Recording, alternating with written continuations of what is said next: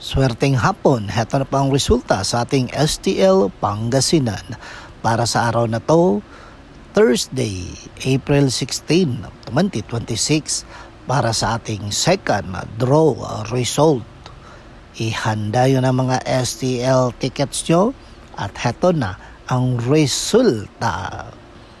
At para naman po sa ating STL Pangasinan second draw result, ang resulta ngayong hapon ay ang numerong ito.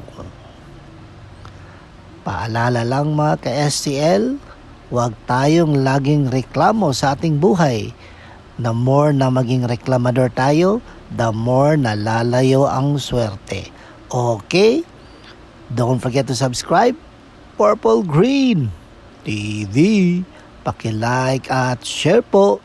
Thank you.